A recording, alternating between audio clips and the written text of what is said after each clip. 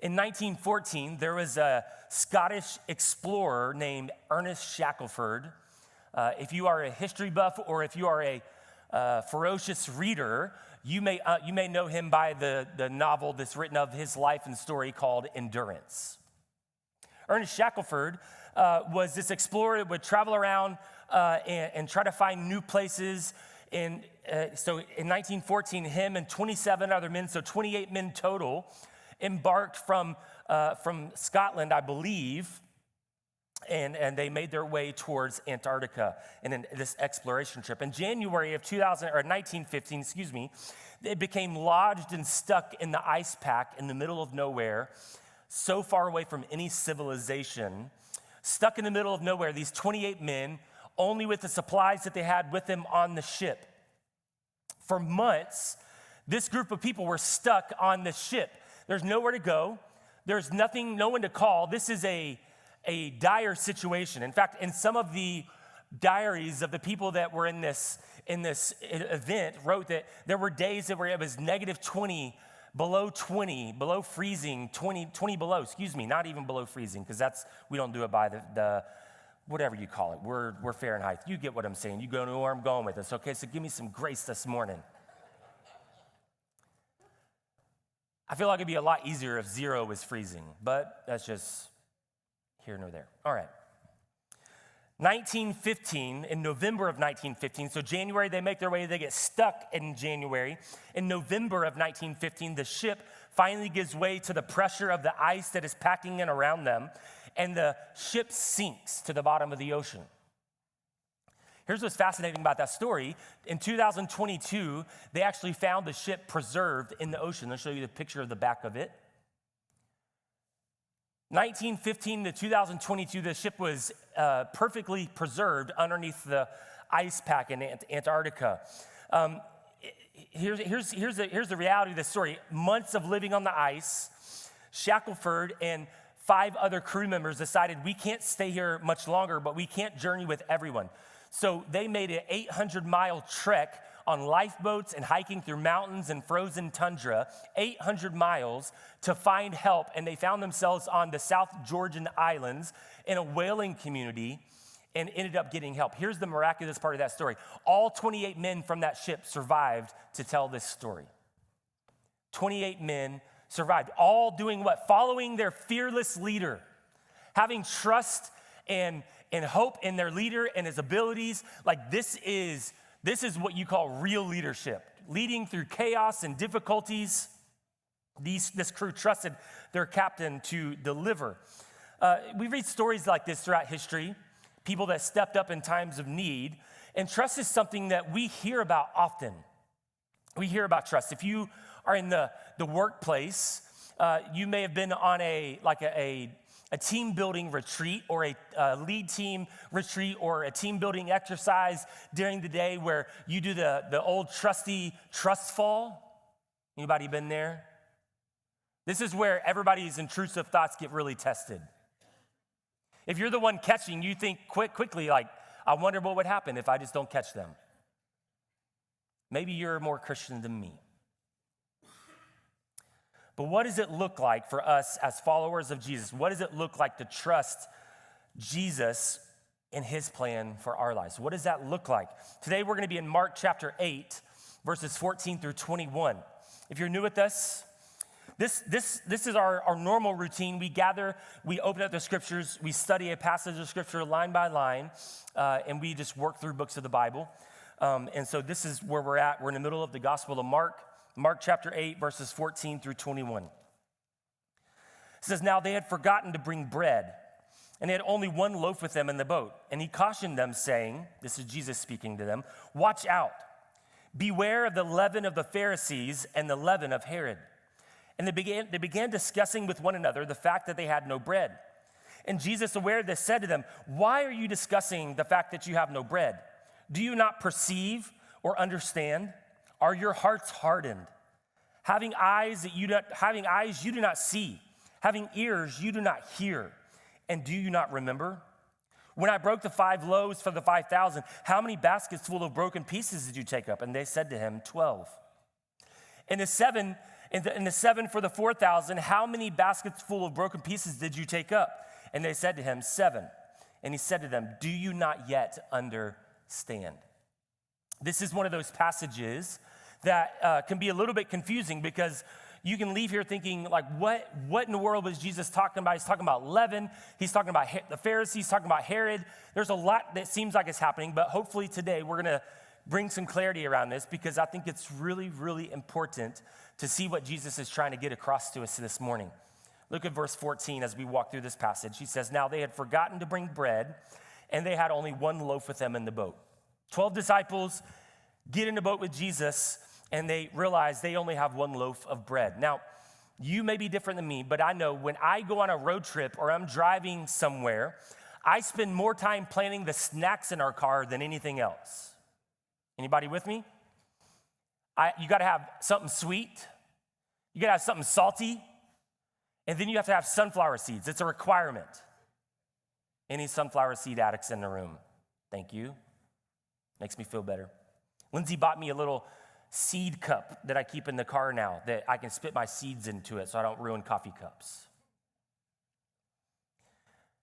The disciples get into the boat with Jesus after watching him rebuke the Pharisees. If you remember the passage last week, Jesus has this encounter with the Pharisees where they come and they say, show us a sign from God that will authenticate who you are and that you are actually the Messiah of the universe that we've been longing for and waiting for. Show us by the power of God, give us a sign. And Jesus rebukes them. The disciples get into the boat with Jesus, and I just imagine the disciples like all pumped up, like they're just fired up because they just saw what Jesus did. They're like, Jesus just went gangster on the Pharisees, and this is awesome. Like, could you believe what he did? He just turned around and walked away. Can you believe it? And then they get in the boat and they realize we don't have any bread. We don't have enough bread for everyone. All we have is this one loaf. This is a bad snack situation. This is bad snack situation like all your kids have eaten all the snacks for your week of groceries and you're waiting on the next grocery delivery or the grocery purchase. Y'all been there before? You know what our kids' favorite thing to do is? To leave the empty box in the pantry. Any other parents in the room? You're like, ooh, that sounds good. No, it doesn't. One loaf of bread is not going to satisfy the hunger of these disciples. And I want you to think about this for a moment because the disciples have been walking with and watching Jesus every step of the way. They've watched miracle after miracle. They've watched him provide in miraculous ways. They've watched him heal people from the dead, raise people from the dead, heal people that have been sick for their entire lives. They've even watched him miraculously provide bread for over 9,000 people. 5,000 the first time, and scholars believe that it was more than 5,000 because the Gospels say 5,000 men, so you can estimate, but you can't really know how many people were there. 4,000 people in a second, and here the disciples are. They've watched him do this, and they've picked up the very baskets of bread that he provided in abundance, and they sit in the boat, and they're like, all we have is this one loaf of bread. What are we going to do? I don't know about you, but I see this, and I'm like, hello, disciples. Do you not understand who is sitting in the boat with you? You've watched them do it. Now, I would like to think that if I was a disciple and I was sitting in this moment, at least I would have like some kind of unction to be like, you think Jesus could do it again? I mean, it's just one loaf. Maybe he could make it 3 loaves. Nothing. But the disciples are living with this like, I don't know what's going to happen. How are we going to make it? We don't have enough sustenance for this trip. Here's the thing. It can be really easy to point out the disciples and point the finger at them and say, come on, disciples, what are you doing? How could you just forget what the Lord has done? But the reality is, how many times have we forgotten what Jesus has done for us or provided for us? How many times have we been so consumed with what we are currently facing that we forget that God has continually provided for us in our life? We're just like so focused on the moment. See, these scriptures, here's a tendency for people that attend church often, is we read scriptures and we say, man, that's really good for someone else. But the scripture is a mirror that we hold up to our life, and it reveals the sin nature and the brokenness in our own lives. And so instead of looking around and saying, look at the disciples, how could you forget so quickly and so easily? Yet all the while, when we turn the scripture back on ourselves, we see that we find ourselves in the same very boat and situation. That we have forgotten how the Lord has provided for us over and over and over. It's almost like it's human nature that we get so concerned with the current situation that we forget the faithfulness of God. Look at verses 15 and 16. And Jesus cautioned them, saying, watch out. Be aware of the leaven of the Pharisees and the leaven of Herod.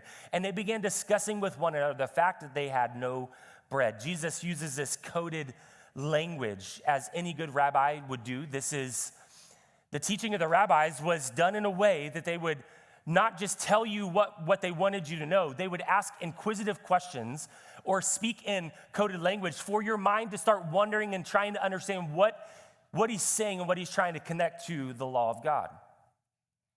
And so, but for us in the modern world, it doesn't make a ton of sense. He's talking about leaven and Herod and Pharisees. There's a lot going on here. But what Jesus is warning the disciples is this, is that there is a ditch on both sides of the road of following Jesus.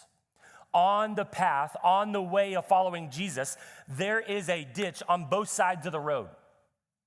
And he's given them this warning to see and understand and to pay attention to both sides of the ditch. And so he uses this analogy of yeast or leaven. Now, I am not a baker. I've never really enjoyed baking. I like partaking in people that enjoy baking, but I don't like baking mainly because I use like 5,000 dishes when I bake. Anybody else with me? Like I'd rather just go to H-E-B and buy it. It's just better. You don't have to do the dishes. But I get the science of it a little bit. You have the yeast infiltrates the dough, and the yeast actually consumes the sugars in the dough, and it turns those sugars into gases, which gives it its fluffy and airy texture that we all love about fresh baked bread. And we don't have it very much anymore today, but fresh baked bread, oh my gosh, thank you, Lord, for the bread. Give me a slice of bread fresh out of the oven with just a little bit of butter on it. I need nothing else. Y'all know what I'm talking about? Jesus gives them two warnings, the leaven of the Pharisees and the leaven of Herod. And in this analogy of leaven or yeast, using these both examples, what he's saying is pay attention. And here's what he's saying, pay attention to. He's saying the leaven of the Pharisees is that they are living with a religious spirit about them, so much so that they obey all of the laws in the law of God, yet their heart is far from me. They are good at making people think and see that they are following Yahweh, the Messiah, but they're not actually following him. You could say in our way, they attend church, but they miss Jesus.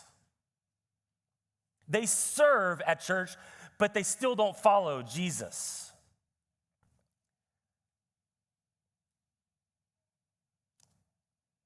The leaven of Herod, this is an example of Rome.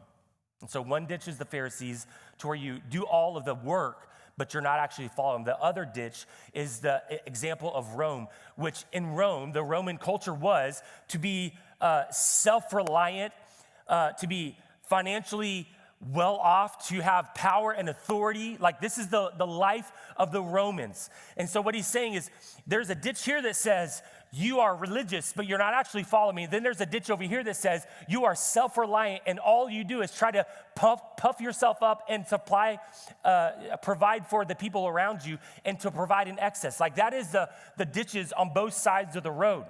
Financial gain, influence, self-reliance. Now, I would venture to say that most of us in this room, if it came down to it, we would say, of course I trust in Jesus. I'm not a self-reliant person. I trust in Jesus. But what happens when our job is on the line? What happens when they give you a demotion and your pay gets docked? What happens when you lose your job? Are we still trusting in Jesus, that he has all things together in his hands and our best interests at heart? What happens when the bank account doesn't look like we want it to? What happens when your investment account or your retirement account is affected by the economy?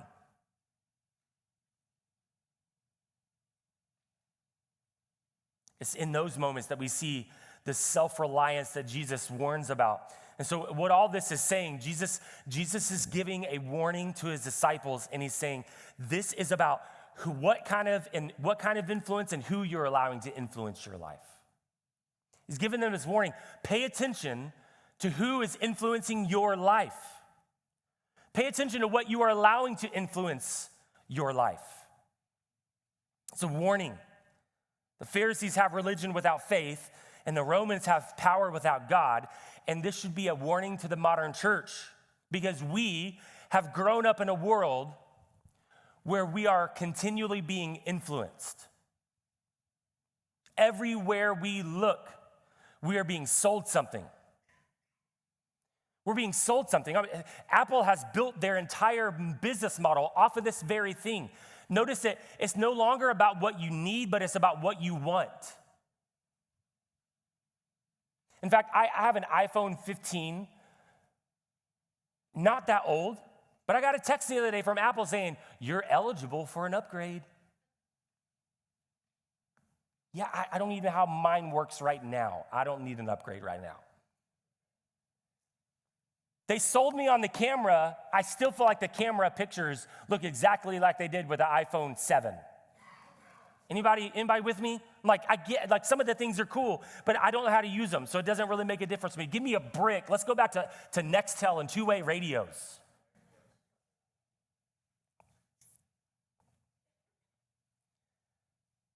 We're being influenced, sold something that we need.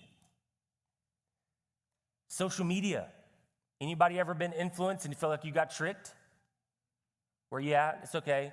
It's good for you. It's not just the wives. Husbands, don't be looking at your wives. Because do you really need that new knife or gun?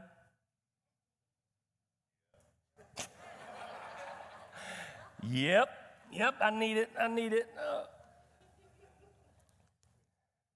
What does this one do that one doesn't do? Well, it's different, but I need it. It's not just the material things, though. It's in spiritual things, where we are being influenced continually. With the rise of podcasts and the sermon, social media clips that we have now, you can easily get wrapped up into a church or a teacher that has really dangerous theology, but you like the way that they say things, and they're influential and have a certain look and a way about them. We have to be careful, is what Jesus is saying. Pay attention to the influences in your life. And at the end of the day, look at the disciples. Look what it says in verse 16. He gives them this warning, and the disciples, and they begin discussing with one another the fact that they have no bread. Jesus just gave you a warning to pay attention to the influences, and it's like they just skip over it, and they're like, but Jesus, we have no bread. Do you understand? Look at verse 17 and 18.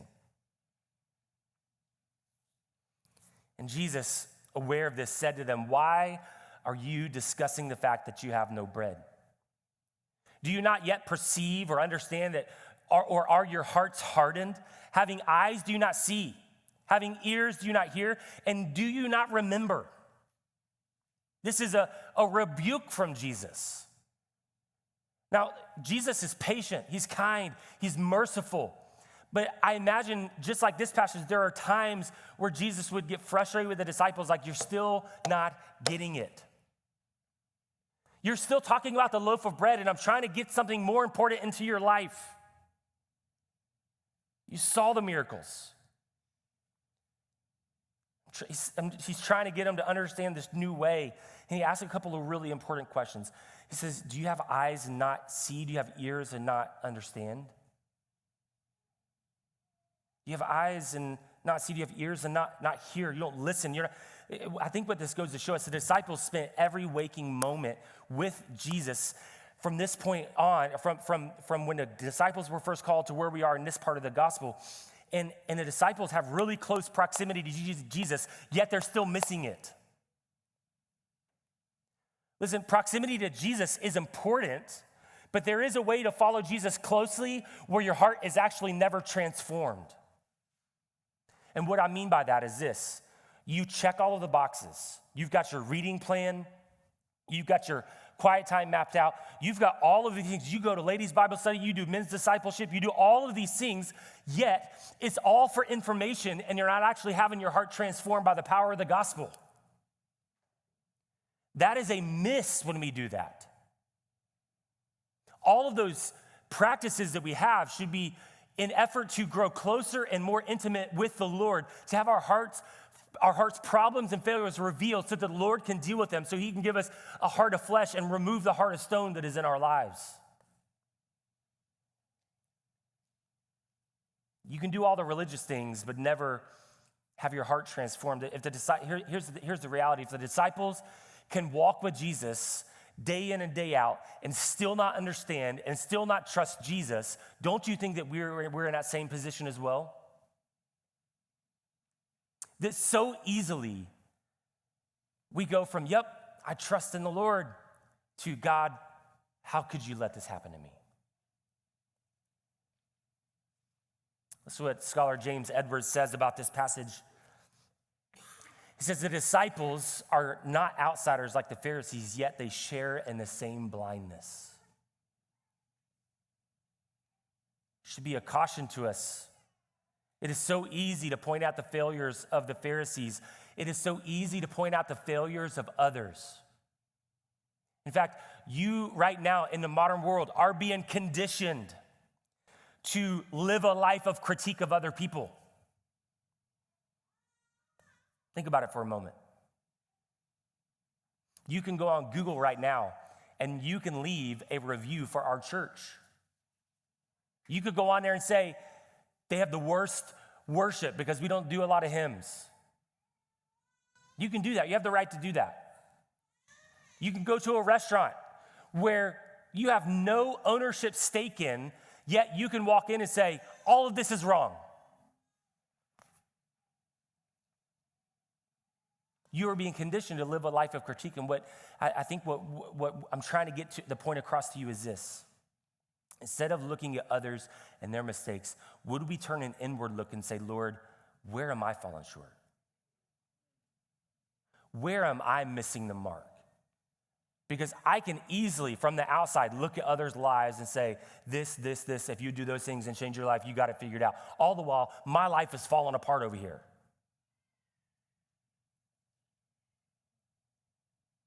My life's not falling apart. It's just an example. We're in the same struggle. Look at 19 and 20. Jesus says, when I broke the 5 loaves for the 5,000, how many baskets of broken pieces did you take up? And they said to him, 12. And the 7 for the 4,000, how many baskets of broken pieces did you take up? And they said to him, 7. This so fascinating me. This is the God who multiplies in abundance. In these 2 events that Jesus mentions, the feeding of the 5,000, the feeding of 4,000, afterwards, they take up 19 baskets of leftover bread after everybody had eaten and had their fill. 19 basketfuls. I like to kind of put it in like today's terms. I imagine it being like Carrabba's bread with like the oil and the spices and all that. You know what I'm talking about?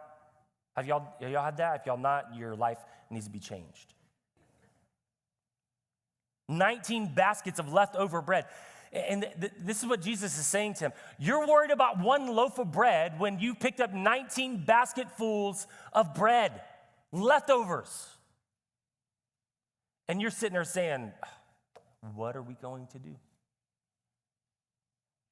There is a spiritual practice that is, I think, key for us because it builds our faith and trust in him. This is to recall the moments in your life where Jesus has provided for you.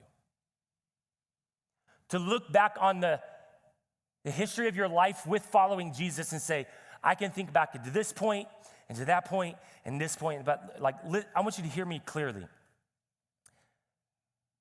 I've never had a job in my life that I felt like this is going to set me up financially for the rest of my life. That's not why I signed up for ministry. We're not preaching the prosperity gospel. We're not putting a landing strip and a hanger in the back. None of those things, right? Some of you are like, what? It's a thing of churches in North Texas, I think, only.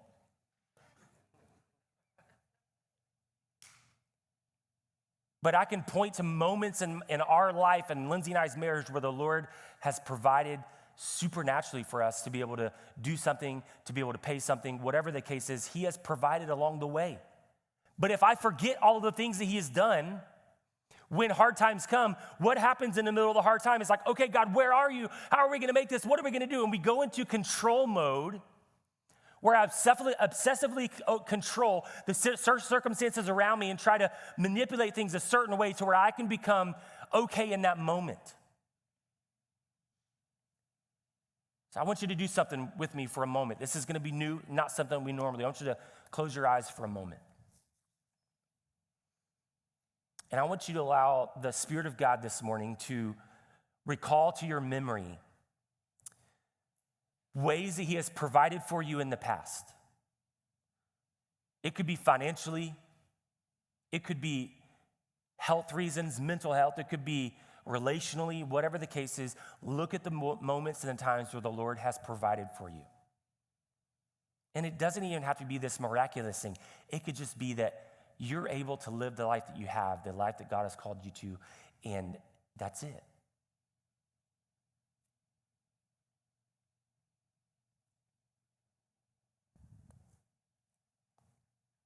How easily do we forget that the Lord has provided for us over and over and over, yet we miss it. You can open your eyes. Look at verse 21. And he said to them, do you not understand? Do you not yet understand? This one small verse is the key to the entire passage. Here's what it all boils down to, what Jesus is trying to get to them, I believe, through my study of this passage, what he's trying to get to them is, do you trust me? Do you trust me? Do you trust that I have your best interests at heart? Do you trust that I am the one that's holding all things together, the righteous judge of the entire universe? Do you trust me? Now listen, we put trust in so many things in our life. We put trust in government. Now, let me say this. Politics matters. I get that. I believe that. I think you should exercise your right to vote. It affects policy around us. But you know what has not made the biggest difference in my life for most of my adult life is who the president is. Do I care about it? Absolutely. I care about it deeply because I love our country. But I've never woken up one day and received a text from the president that says, how are you doing today? You okay? They don't care. They're just leading the bulk of the people. So we put our trust in government. We put our trust in our job status.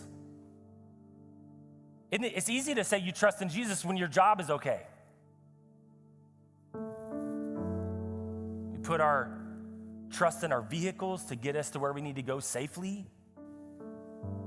We even trust that other drivers are going to drive safely on 1488. Sometimes. Yesterday I was at, I pulled up to Aldi. We live behind Aldi in the neighborhood behind there, and pulled up to Aldi to get a few things. And if you know my story, I don't enjoy Aldi. I feel like I've worked hard my entire life and somebody should bag my own groceries. It's just a personal conviction that I have.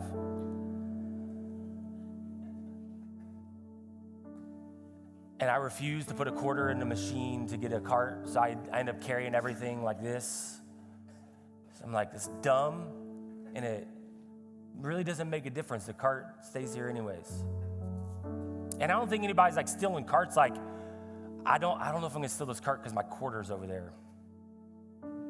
So never mind, we'll move on. So I pulled up to Aldi, and get stuff, I walk out, and as I'm standing there, this young kid comes driving by in a Ford SUV. The tire is off the rim. Like, just like smokes everywhere. I was like, so I decided I'm gonna go over there and see if he needs help, because he's over there trying to jack up the car, and you could tell he's struggling. It's like, hey man, you need help? And he goes, no, I'm good. My dad's on the way, and he just kind of threw this scenario up. I think he's gonna kill me. It's like, what happened? I hit a curb and busted the tire and kept driving on it because I thought I could get somewhere, and I was like, hey, we've all been there. We trust in the people around us. We trust in our vehicles. We trust in our jobs. We trust in government. But there's something about when it comes to our life, when things are out of our control, that trust quickly goes away and we go into control mode ourselves, that I am the one that can fix all of this. What if the Lord is asking you to take a step back, to seek him fully, to trust him fully, and to say, Lord, what is it that you have for me? That doesn't mean that you don't go, if you're needing a job, doesn't mean you sit at home with your hands open, like, okay, Lord, I will say yes when somebody calls me. Like, there's the work to do, right? You do all the things, but let's not work so much that we take God out of the equation of our life. Listen to what Charles Spurgeon said. We are always forgetting what God has done for us, and therefore we tremble at the least present difficulty. When we remember what he has done, it doesn't allow fear to grip our lives, but it does allow faith to rise in our life and say, look how God's going to provide this time. I want to close with this, going all the way back to thousands of years before the time of Jesus. Exodus chapter 34, verses 6 through 7. Look what it says. Moses asked to see the Lord. The Lord passes before him. Verse 6 says, the Lord passed before him and proclaimed, the Lord, a God merciful and gracious, slow to anger, abounding in steadfast love and faithfulness, keeping steadfast love for thousands, forgiving iniquity and transgression and sin. And he goes on to share some really challenging parts of that passage. We'll stick on the first part here. The Lord, a God merciful and gracious, slow to anger, and abounding in steadfast love and faithfulness, keeping steadfast love for thousands, forgiving iniquity and transgression and sin. Here is the beauty of the gospel message. You may be here today, and you have been in a season where it has felt easier to doubt God than to trust him. And if we are honest with one another in this room, we've probably all had those moments. But the Lord does not look at you in your doubt, and he does not look at you and say, you are a failure. No, not at all. What does he say? He's patient. He's gracious, slow to anger, abounding in steadfast love.